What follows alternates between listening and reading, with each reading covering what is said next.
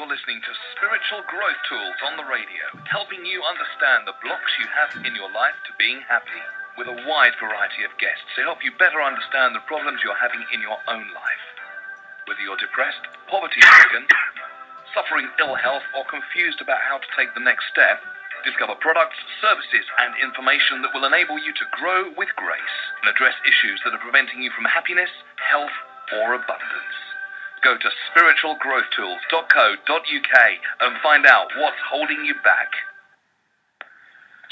Hello everybody and welcome. You are listening to Spiritual Growth Tools on the radio, where we discuss spiritual growth, what that means, and how it can help you move forward through the blocks that you have to health and happiness. I'm your host, Caroline Nettle, and I'm very excited because today's special guest is the Barefoot Doctor. Welcome, Stephen. Thank you. Lovely to be here.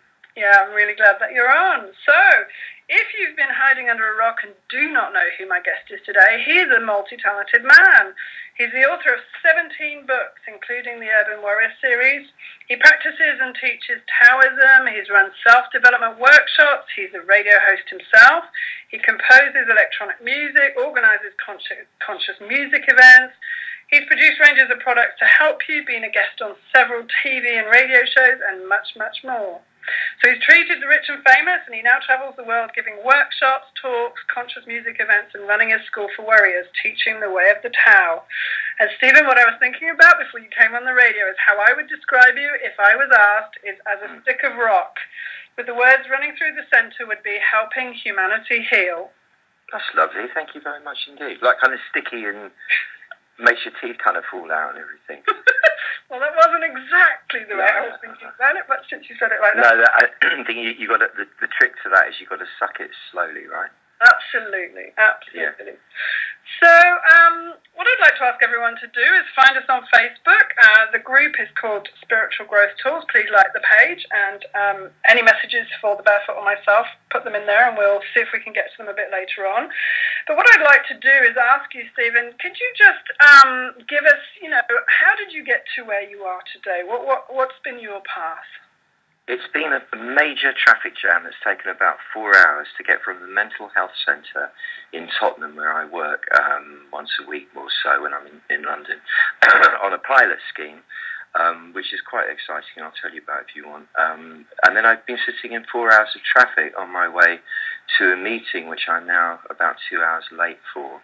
And I'm now sitting in a car park somewhere in the middle of utterly nowhere off a motorway, talking to you. So that's been my path that's got me here. Are you still there? I have to keep checking. So I am, yes, thank you. I was thinking more of the sort of, I don't know, how old you are. How old are you, Stephen? May I? I was going to say 14 for some reason, but I'm actually 59 and a bit. Okay, so the 14 years that you admit to being on this planet, thinking more about how did you get to being the Barefoot Doctor sitting in a car park in the middle of nowhere talking to you on the phone right now. Well, it started, I guess, as well. I was a baby. That's where it all began. I was very aware because as a baby, I do really feel, and I remember feeling that I had come through some succession of lives. It wasn't the first time I'd been here. It was like, I knew it well already. And I could see, what was very clear to me, even as a tiny, tiny little person, was that everybody, and you've got to bear in mind this was 1954 that I was born, when everyone was very, very stiff with their social protocols, and it was good morning, Mrs. So-and-so, good morning, Mr. So-and-so. I saw how everyone was really pretending. They were putting on a front to each other, but in private it was very different. And everybody had feelings, obviously, and yet people weren't showing them. And I could see that. It was a really clear dichotomy. I didn't succumb to that trance of obedience fully that I noticed many babies did and do, kind of being taught the story of the world and obeying it, like agreeing to say that, yes, I agree, but that's the story. For me, it was always, no, I can see something different going on here. It isn't just that. And I remember being 6 one afternoon, spontaneously hearing, while I was lying on my bed looking at the clouds, what the physicists call the background radiation wave, and mystics call it the Om. And in India and Tibet, they chant,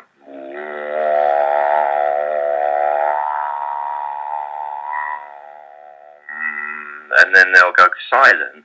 And in the silence, if they're lucky, they'll hear it. They'll hear the sound. But the actual sound is 50 octaves below human hearing, and it's the sound wave that actually generates our material reality.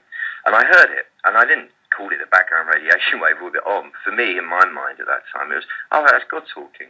And it wasn't a surprise or a shock. It was just like, yeah, no, I know that one. From there, with a keen interest in the human condition, yet also being, strangely, what you call fairly, I was going to say normal kid. I mean, I love playing, I love running around and doing this and doing that, and was very into music. My dad was a musician.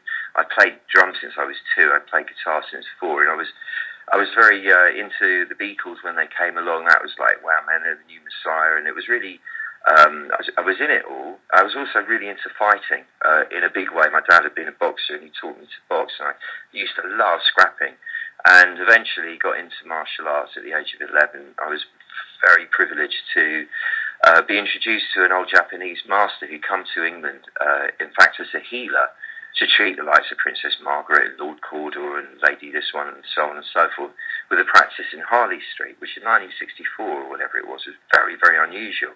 1962, actually. No, 4. Yeah, 4. And I didn't get the healer bit. That didn't really kind of occur to me on a conscious level. I was just into being like, I wanted to hone my fighting skills.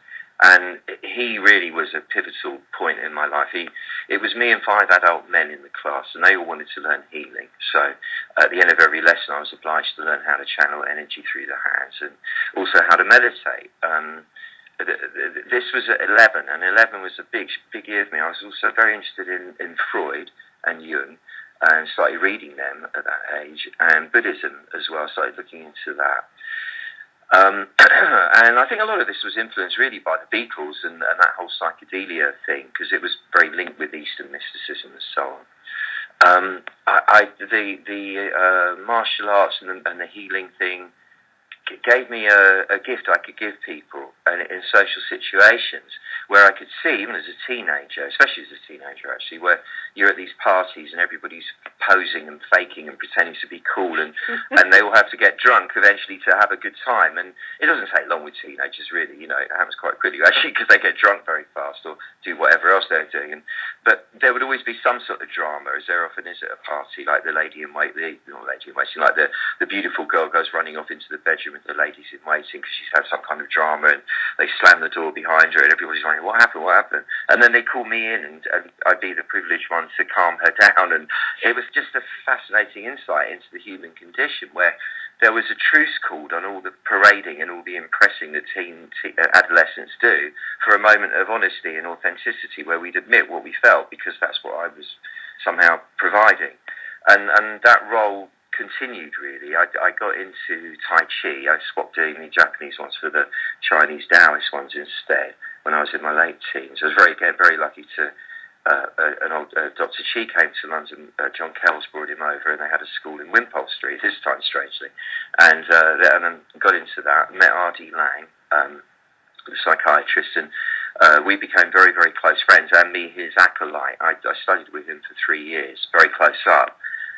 Involved in all the kind of the real inner circle stuff. Really amazing time of self-exploration, looking into my own disharmony and turmoil that Freud would call the id, that primal swirl of stuff that goes on under the surface, and coming to terms with it, and the feelings of alienation, and how the world was so messed up, and how do we help people. And it was all about, and being exposed at that point, quite a young age really, to people in severe mental distress, and learning not to be afraid of it, and learning, because what Rodney Lang's teaching really was about, if you can put it in a succinct, into a method, which you can't really, it was about being the presence, the big presence that you really are, which somehow is in your back area rather than the front. I'll go tell you more about that after, but that tallies with the martial arts way of doing things as well, because your back is strong and it's still. And when you sit in your back, you become the big presence. When you're all shoved up in the front, you become the little presence. And if you can learn to be in your big presence, then you talk to somebody. In fact, you can even do it with dogs. I do it with dogs or animals. It's not just people. And you talk to the presence in them rather than the little them. The presence will talk back to you. And that's what he taught me, and that's what I want to tell you about what happened today, because it was amazing at the mental health centre. But I'll do that after. But after him, I went to live with the Native Americans in New Mexico. In those days, they were called Indians. They still are, really, but everyone got all a bit posh and politically correct. I have to call them the Native Americans now. But and it was before it all got fashionable. I was lucky there again. Have a very close friend called Sonny Spruce, who's a dancer and like the traditional dancer, and prays and is a medicine man and a beautiful, beautiful being. And he and I became really close brothers, and he taught me, amongst other people, their ways, and not all of them, obviously, because some of them are really secret, but I was really amazingly privileged to be introduced to the praying and the powwows and vision quests and all that sort of stuff. And I had 4 years of that up in the high mountain desert, and while there, was an apprentice to a Chinese doctor of acupuncture and healing and all that stuff, and qualified at that. Came back to England in '83. The acupuncture, although I did build up the biggest practice in the country, if not the world actually at that point, and was treating loads and loads of famous people as well as loads of civilians, and I did 17 years of that, and it was about 200,000 treatments done in that time.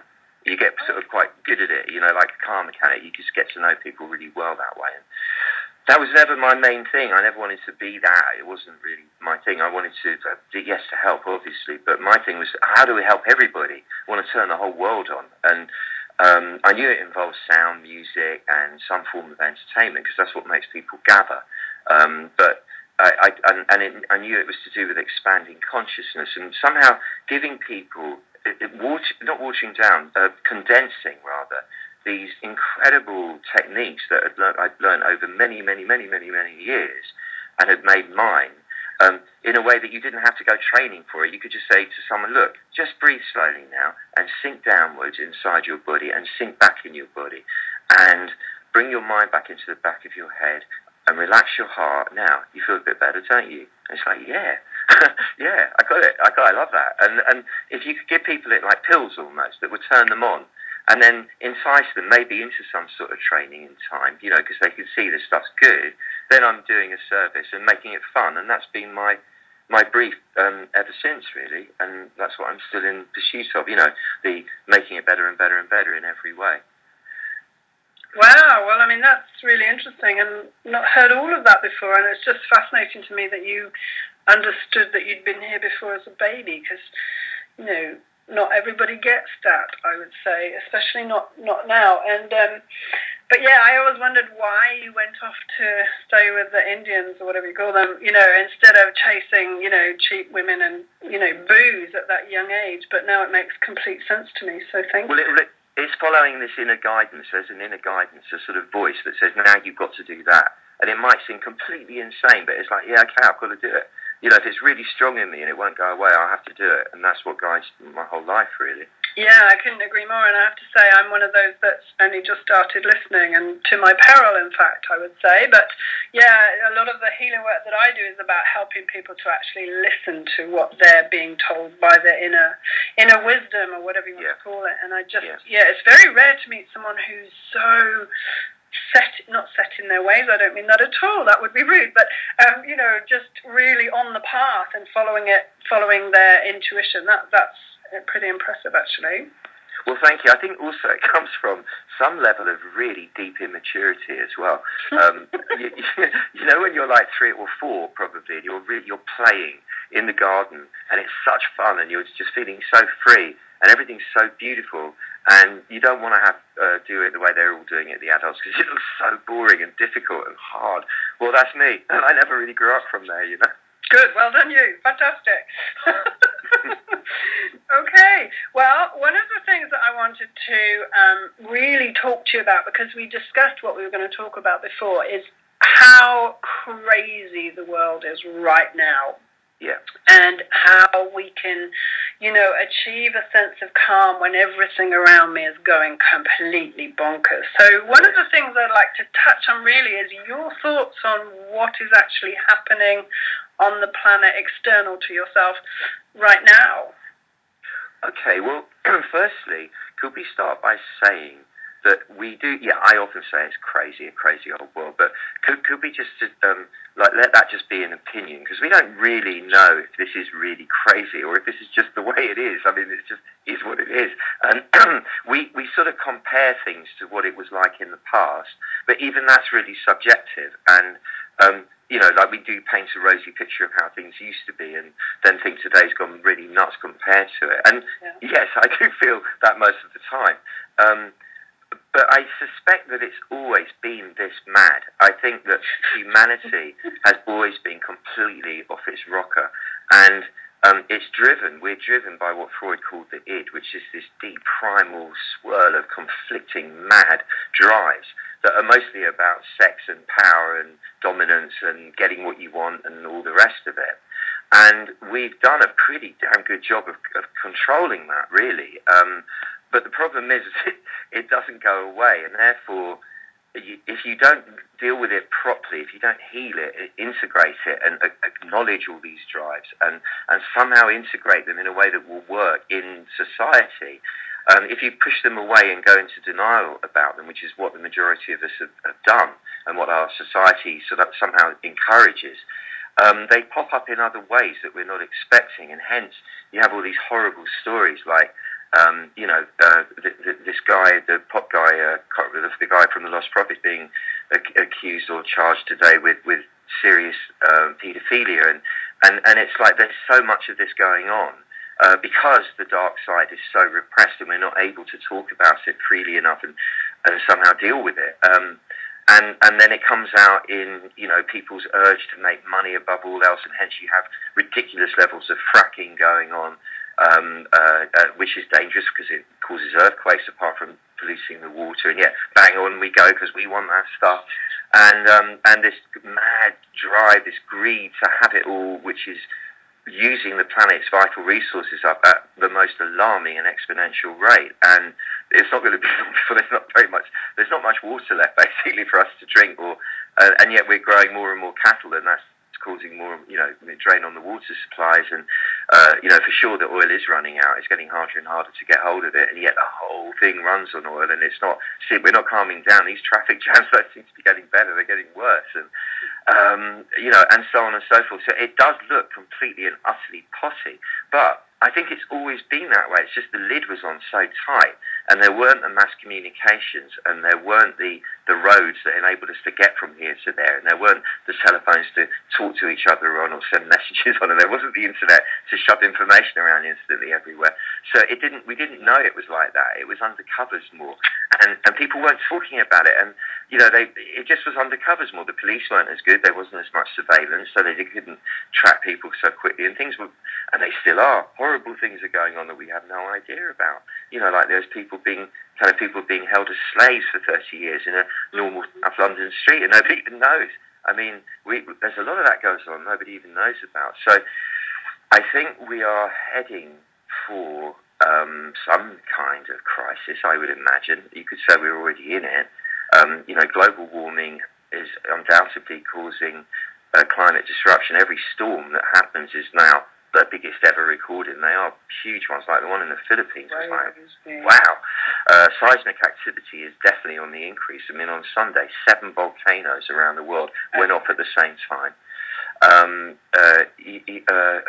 trying to think what else, and aside from the sort of what looks like mass psychosis occurring, people now being so obedient to their sat-navs or the red stoplight when you're crossing a road and there's no cars coming, you still stand there like a lemon, people just don't think anymore. They've gone into a sort of screen-based trance, and because Google is there to give you all your information at the click of a mouse, you don't have to remember anything so much, and people have lost historical perspective. They don't remember how everything got to be like this anymore. It all just suddenly is like this, and the context has shifted, and people don't know where they're coming from. I think everybody is completely and utterly lost, but in a very beautiful, colourful way, and it's fun as well. I mean, that's the dark side of it all. But what a laugh. I mean, who'd have ever thought? And like when I was a kid, we used to talk about what would the future be like. We make up all these science fiction scenarios, and yesterday, I think it was, driving along, and the news was, Sir Mick Jagger, he was the ultimate rebel, is now a great-grandfather. And I went, what? What? Am I really that? Oh my God, this is unbelievable. But it is like a weird science fiction movie. The whole thing is just utterly bizarre. And I have a good feeling about it. I have strangely have this weird optimism that somehow we're going to come out of this all right. It's really funny to listen to you, and I have to remember that on the radio, shaking my head isn't very effective. But I'm a complete extreme weather freak. I just love it. If I can get near a tornado, I try, and I love climbing up volcanoes. And I was devastated because I'd been in Iceland, and my customer at the time had told me that there was this volcano that was going to go off underneath a glacier, and I just thought, to me, that would be the ultimate beautiful, if I was in a helicopter at night or whatever.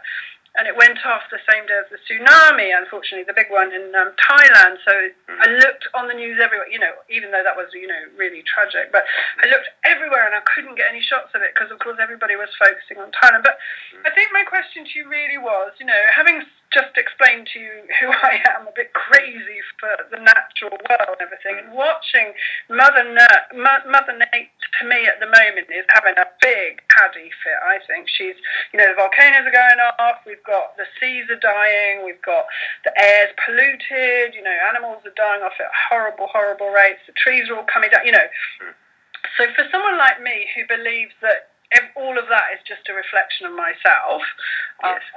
and, gosh, I must be really, really crazy inside if all of this, if that's the things that I'm noticing.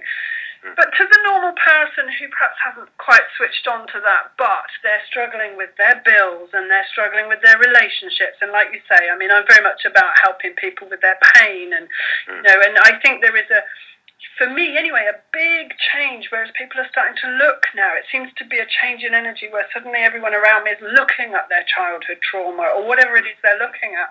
So my question to you is, I'm watching the world go a little bit bonkers, and like you, I'm quite excited by it. I think it's a big change, and I'm hoping that we're all going to survive it. I'm not sure that we necessarily will, but okay, that's okay. But what does Barefoot Doctor think about how to best face the, whatever word you want to use for it, craziness, bonkersness, or perhaps just the normal state of the earth? What's the best way for people right now to just deal with all these big changes? That's a question. First of all, I just got to say something, because you said normal people. There are definitely no normal people, contrary to appearances. That's the one thing I have learned. Nobody is normal. And I think that also everybody, whether they're consciously aware of this stuff that's going on the planet or not, knows about it. In the same way that animals can feel the earthquake coming through the vibration, we all do as well. Of course we do, because we're animals as well. But obviously our minds are so busy, caught up in this world that we've created here, that we don't notice it unless we're trained to. And but we know it's happening. Everybody knows. And I think that what seems to me an evident increase of competitiveness at every level, which is increasing day by day, to be beautiful, to look great, to be cool, to be brilliant, to earn the money, to do this, to do that, is because we're aware that the resource is dwindling quickly. And whenever you get dwindling resources, naturally you'll get an instinctual increase in competitiveness. And that's one of the causes of a lot of the stress that's going on. Now, I don't know what I could do, or anyone could do, that much about the seismic activity or even the climate now. Really, I don't know. But, I've got some ideas about that. But generally, what I do know we can do, at least, is somehow make it more beautiful for ourselves and for everyone around us. Look, we're all competing more, but like in a really good game of rugby or whatever, that's what I used to play at school when I was a kid. It can be done in, like what they used to call it, you've got to be a good sportsman, because we were guys, obviously, and that there was that feeling of, like, it's not all just about winning the game. Of course you do that, you go for it, and that's fun, and if you do, beautiful, but to do it honourably, and to do it with nobly, and with empathy for the other side, and if you do win, to not gloat over it, and to help the other along and make them feel great. And it's always about, we can make each other feel beautiful or make each other feel ugly, and at every moment we have the opportunity, and it can be tiny little brushes with people, like somebody you go and pay for something in a shop. buy some juice to drink. And it was a Muslim shop in North London somewhere. And I could tell as soon as I walked in that there was a lovely atmosphere, that these were holy people. And you could tell when they were standing behind the desk, I think they looked like Pashtun warriors, actually, and the way they were dressed. And they were just so beautiful and still. And when I paid for the drink, we had an exchange in the eyes that was just a really lovely moment of spirit to spirit, of respect to each other. And we lit each other up. And it wasn't a big deal, it was a moment. But I could have just not looked at him in the eyes, seen him as a guy in a shop, given him the money, bought the thing and walked out. And then denuded us both of a moment of spiritual nexus, a beautiful moment of blessing. And then today, I do this thing, I work in this mental health, in this pilot scheme. We've been doing it for about a year now, and there's a few therapists. One's a music therapist, and we've got a studio there. And you know, me myself, I'm also into producing, and we're getting what they call clients, the people who we work with, to make a hip hop tune. I'll explain why in a minute, and all sorts of stuff. There's art therapy and sound therapy. My part of it is this kind of presence training, like bringing people into their bodies properly. So I use little Tai Chi exercises or Qigong exercises, but really just to show them what it feels like being properly sitting in your body so everything's right. And honestly, you would not believe the transformation that's going on. These guys, they're all guys, and actually today was a woman. They're generally dangerous psychotics who've been institutionalized for 20 years or so, and have kind of just gone into a drug nothing state of not talking, really going like yeah, and not really kind of no expression, no feeling, not looking you in the eye, weird crumpled up posture, hardly able to really function more properly. And in a year, one guy in particular, who I just love this guy, has gone from being like that to being upright, looking me in the eye when he'd never look at anybody, talking when he'd never talk to anybody, thinking about his future. And he's made a hip hop tune. I'll change his name. It's like, I'm Robert and I'm cool. I got bullied at school, but I've healed it now. I rule. I'm cool. I'm cool. And he does it to camera, and he's beautiful with it. And it's a miracle, truly. It's like somebody who never spoke or looked at anybody suddenly coming out of themselves. And today we have such a beautiful, beautiful session of this, acknowledging that. I said to one guy who's never spoken before, I got him changed. His posture grew. He stood up straight, and he was looking at me in the eyes, really looking. And instead of looking scared or distracted, he was actually smiling at me. And I said to him, man, you were an angel. Do you know about fallen angels? And then the other guy goes, yeah, there's the devil. He was a fallen angel. I said, no, I don't mean that. I mean all of us. We're all fallen angels. Look, here we are, right? We're all suffering. It's hard being a human being. And he nodded. He said, yeah, it is. He said, all of us, for everybody, for all of us, we've all got our pain. And I said, but what we are really is angels, all of us. And he went, yeah, I see that. And I said, you're beautiful, man. You're an angel. Look at you. And everyone in the room said, he is, isn't he? And he lit up. And it wasn't with ego. He lit up with knowing, yes, I am that. I'm not this guy who suffers and is lost in this drama of being a mental patient. No, I'm not that. I am this. I'm this angel. And I said to him, the more you can relate to that, the more you can remember that's who you are, the more positive you'll feel, and the more quickly you'll get your strength and be able to live the life you really want to live. And it was all filmed actually, which is brilliant. I mean, can't wait to see that. It was an amazing moment, and it's that we have that choice. And I wasn't being professional, I wasn't doing a job. I was a human with a human, and I had my hands on him, and we hugged each other after, and it was beautiful. And I genuinely said, I really like you, man. You're so lovely. You're such a lovely man. I mean, people don't talk to those guys like that, and that does the healing, and we can do that for everybody. But to do that, we've got to be able to do it for ourselves, and that's the big one. And I will talk about that, but I feel like I need to let you have a come in there. I know you're much more interesting than I am, I'm sure. No, it's just really heartwarming to hear that. And, I've worked in an addiction centre, and, one of the most beautiful things I witnessed was someone that had come in and who just could not bear to be them. And you're right, it was all hunched up and wouldn't look you in the eye, wouldn't talk, cried all the time. He's a big, strong man. And 3 months later, he's like walking out with his head held high, and I wanted to melt. I was just so happy, and it's just such a privilege to be able to work with people like that. And but one of the things I want to just ask you from what you just said is, we've all got our pain. Yeah. But some of us are better at recognising that than others. And are you suggesting that everybody goes in with a big shovel and says, right, the light's switched on, I'm going to... You know what I mean? Or... I know.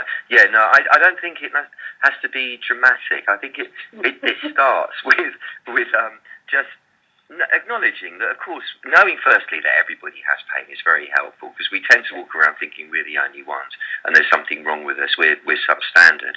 But to know that everybody is dealing with something, even the Queen, even the most famous celebrity, even the most handsome guy on the planet, whoever it is, everybody is dealing with their pain. And I know this because from experience, from treating so many people. And, I was naive. I thought, well, no, I bet they're all not feeling it. He looks all right. Like, he looks like his life's okay. And then people come up to you and you think they're so cool and so perfect. And then they'll tell you their story and you think, God, how can you walk around like that? I had no idea you were in pain like that. And so people want to, they do know, everyone knows they have the pain. It's just somehow giving yourself permission to acknowledge it, and it's okay. You're not a freak. Everybody's got it. That's the first step. And then I think it's just a basic thing of like, yeah, we're all scared. We all kind of feel kind of frightened of the big enormity of everything, and we all feel inferior at times. We all think that other people are better than us. We all think we're awful for doing things we've done and can't forgive ourselves for. We've all had things done to us where we've been betrayed or taken advantage of that's made us feel humiliated and ashamed, and some much worse than others, of course. But everybody's got a touch of everything, really. I think we've all had our stuff. Everybody's got it. And I think just knowing that and not being afraid of it really is the key. Not being afraid of it, it's okay. It doesn't matter. It's better to acknowledge it than suppress it, for sure. Yeah, I get that, and I'm a recovering alcoholic, and I'm really happy to say that today, but I can remember when they said, you need to go to treatment and all of that, I was like, no, there's nothing wrong with me, and I was in such huge denial, and 6.5 years later I can see why I would, have to drink to cover, the pain, but now having looked at my own stuff, it's so interesting when people come in for healing and stuff, and I listen to the words that they say, and I get real instinctively that actually that's not what the problem is, and then you sort of say, well, how was your relationship with your mother, or, and a lot of people genuinely don't or aren't consciously aware of what's driving their bus, what... Yes.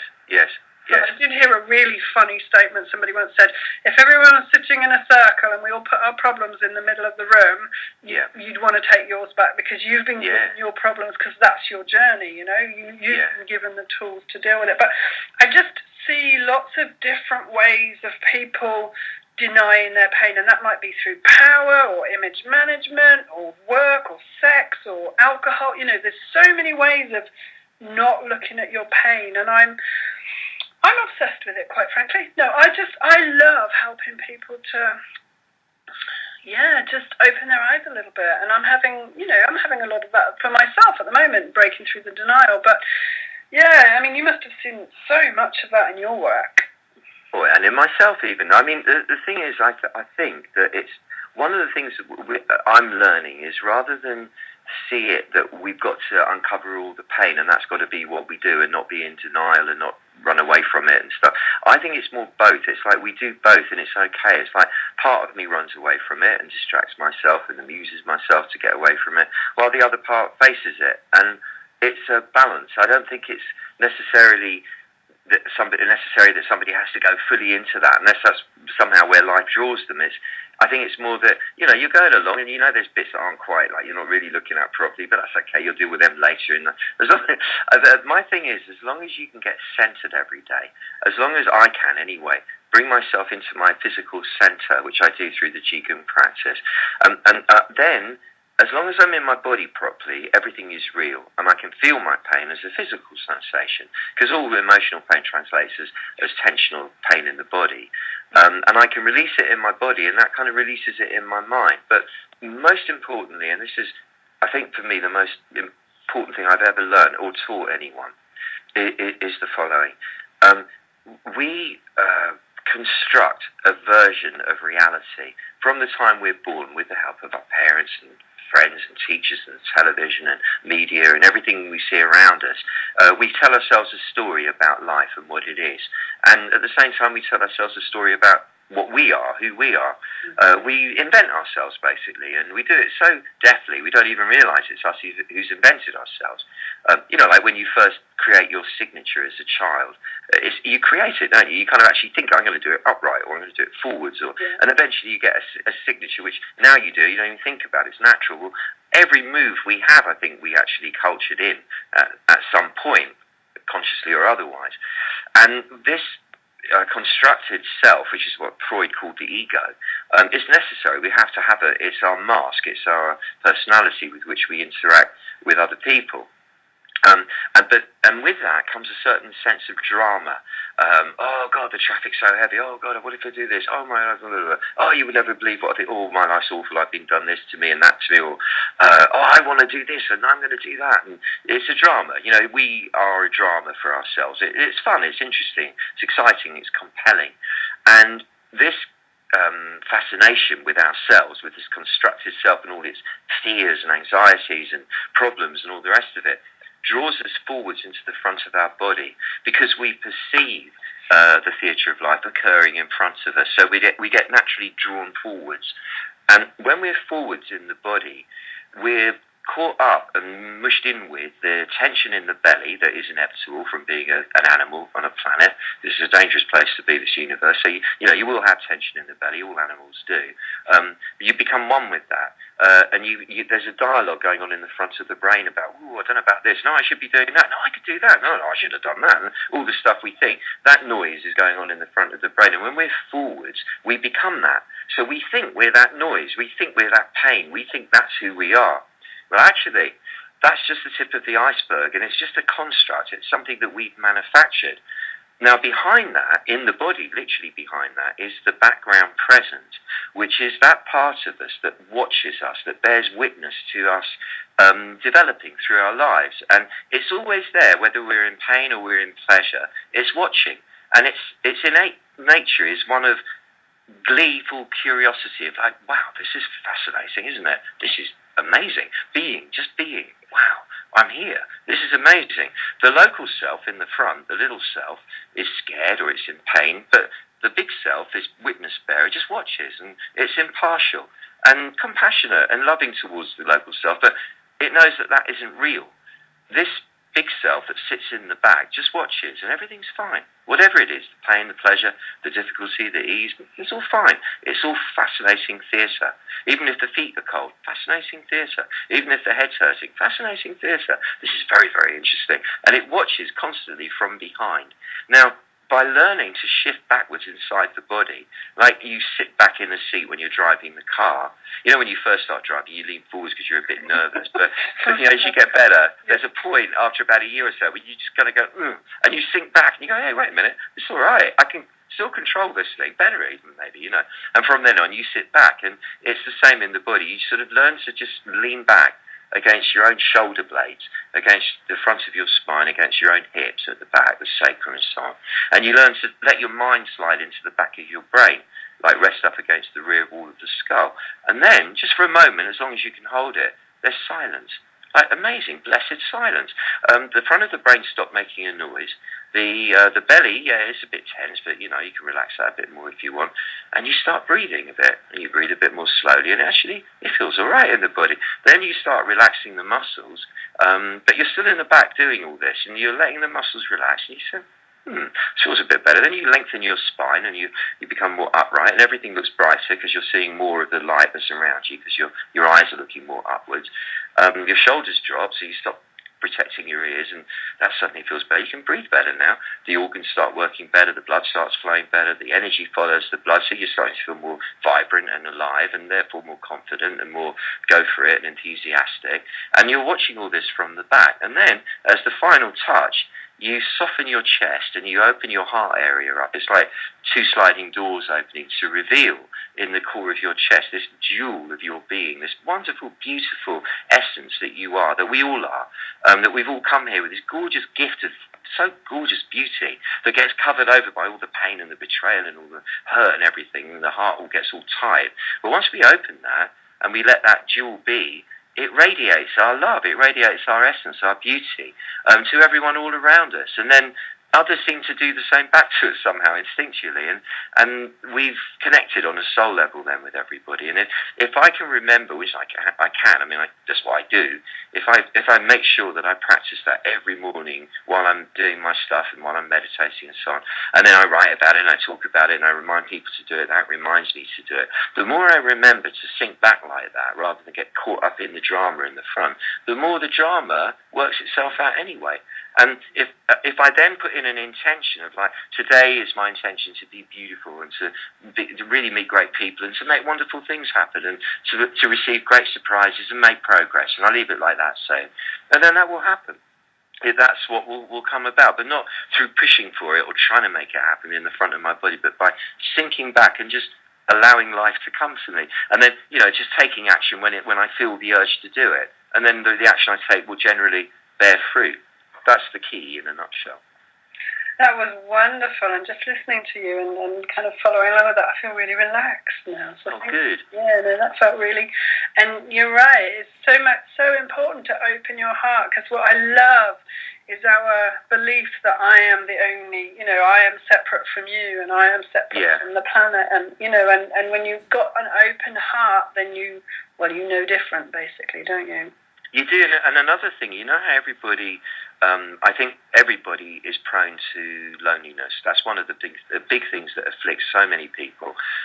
When you get your heart open and you feel that connection, albeit an invisible one, to everyone on the planet and beings everywhere, the loneliness stops straight away. It's impossible to feel lonely when your heart's open. And then secondly, instead of thinking about you getting what you need in the world, if you start thinking about how can I serve here, what energy can I put out here, and you start becoming responsible for putting out a happy atmosphere from your heart every day, then that gives you a role, and it shifts everything, and things start working for you better. And rather than thinking, I don't want to go to that party tonight, I don't know anybody there, it's going to be really scary and boring and all that stuff. What am I going to do there? How am I going to talk about it? I'll get drunk and then it'll be all right, whatever.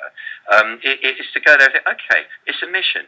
I'm going to go there tonight and just give love to everybody, make everyone feel wonderful. That's my mission tonight. And then you go, and that's what happens, and it's just such fun. And everybody has more fun around you, and then you have fun, and you stop feeling sorry for yourself, and everything kind of works.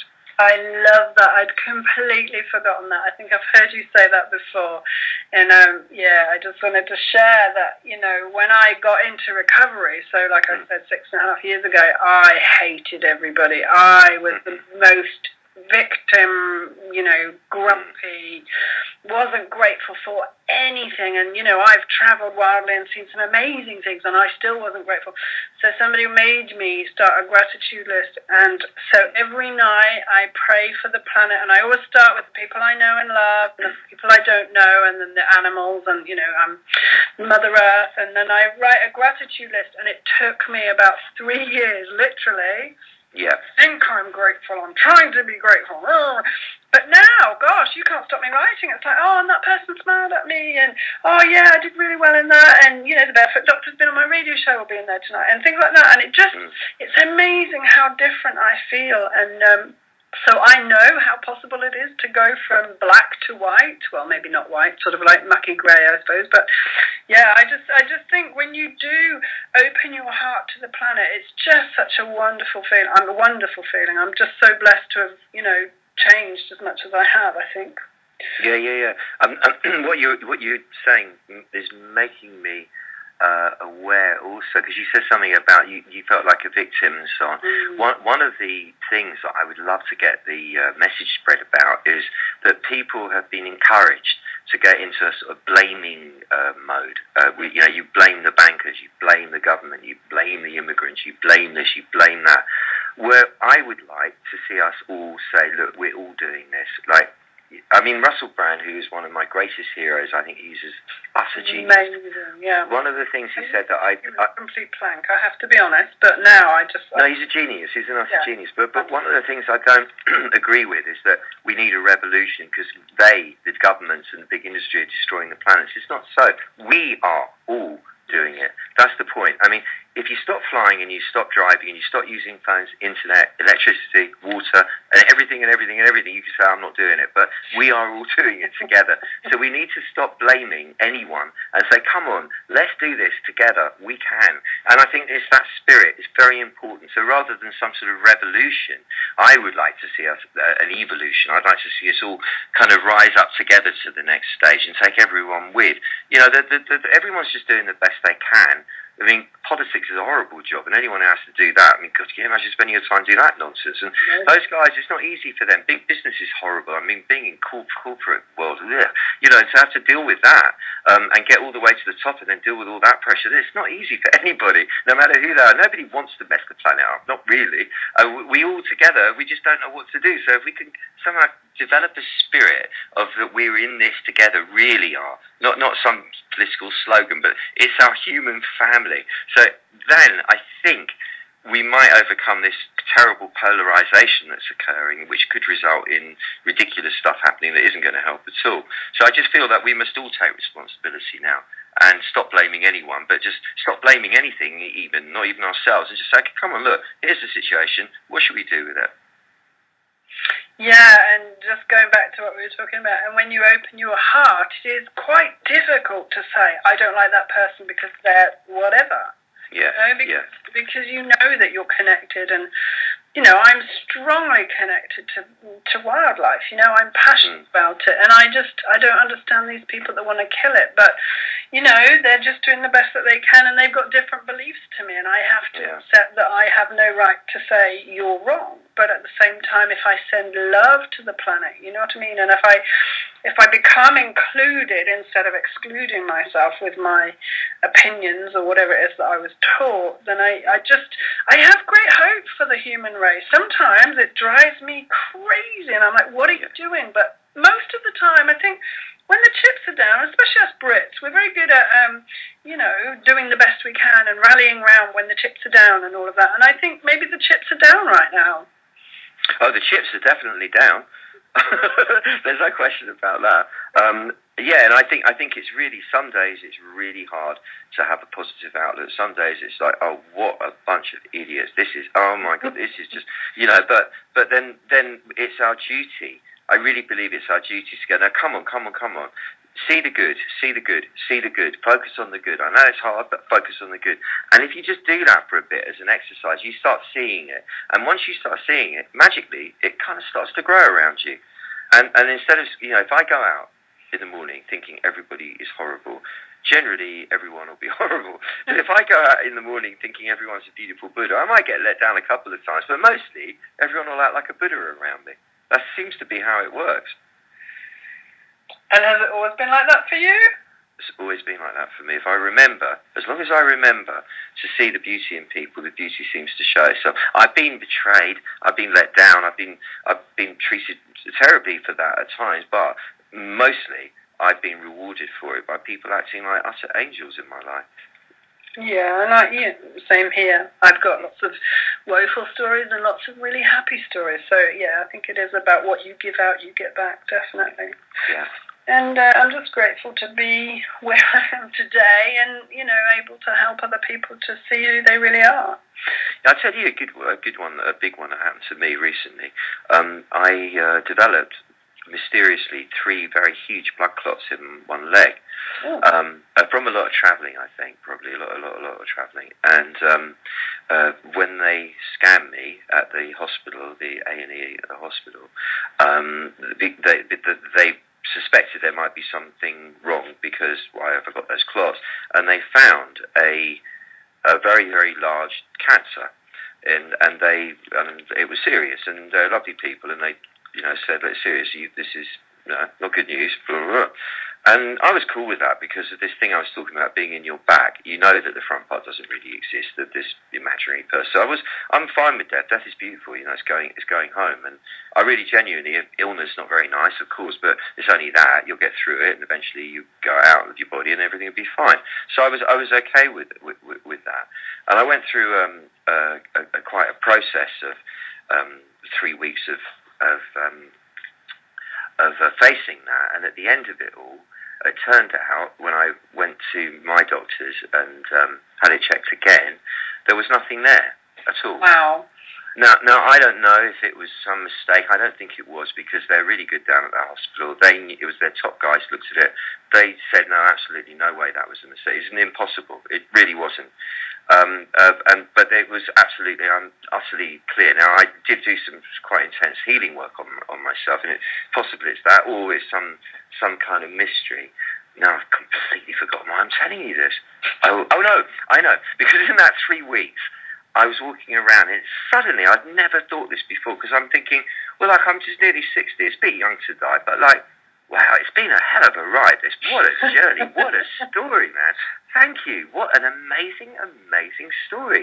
I mean, I can't complain. If I had to go, it's not exactly like I haven't tasted it. I tasted everything I wanted to taste. Yeah, more would be nice, but it'd only be more. And like, oh, what a story. The good, the bad, the horrible, the wonderful, all of it. Thank you. Thank you for that story. Now, that was the first time I'd ever thought to say thank you for what's been in the past. And it was remarkable. It was like, wow, I've never done that. Thanks for everything I've had, you know. Don't just let it go. Go, wow, thank you for that. That was amazing. And I think that's a big technique, actually. I'm trying to do it and remember to do it every day. I usually forget, but I'm trying to remember to do it every day now. No, but that's a great story. And, you know, I'm a very strong believer that we can heal our illness, because sometimes it's just the body showing you what you're not dealing with emotionally. Sometimes. Yeah, for sure. And there was something, yeah. And there was something, yeah. You were an ungrateful so-and-so. That's what your body was telling you. No. but you know, in Body Talk we say that the legs are all about going forward, so maybe you needed to be grateful to go forward. I don't know what the symbol is. I did.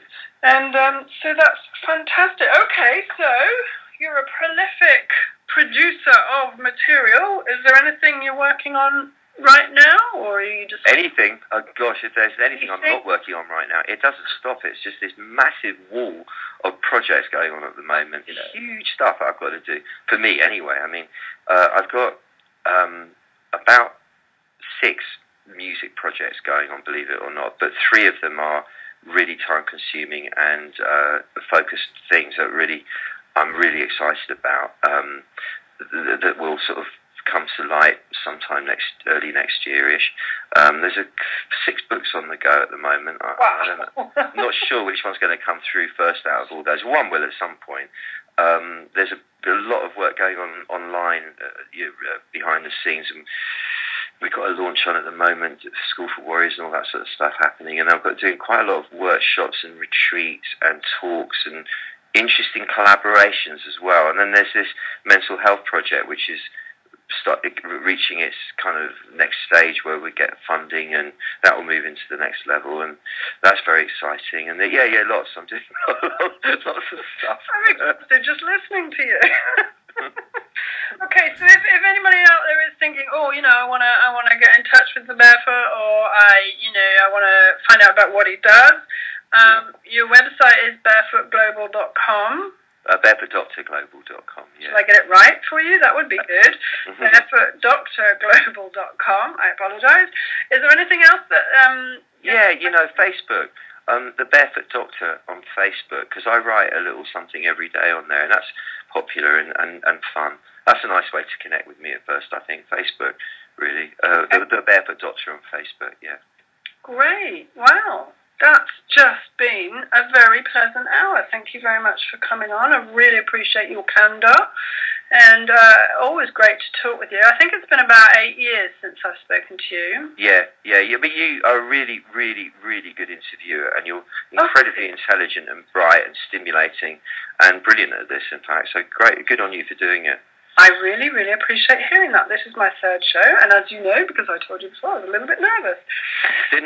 Didn't come across. You're really confident. I think you're a pro. Really. Great. Keep going. You're brilliant. If you've got any wonderful guests that you can think of, do send them my way, because I'm always happy to talk to interesting people. And in any sphere, John Parkin. You should speak to my lovely friend John Parkin. He's brilliant. I would love to. Anything to do with spiritual growth, because that seems to be my bag.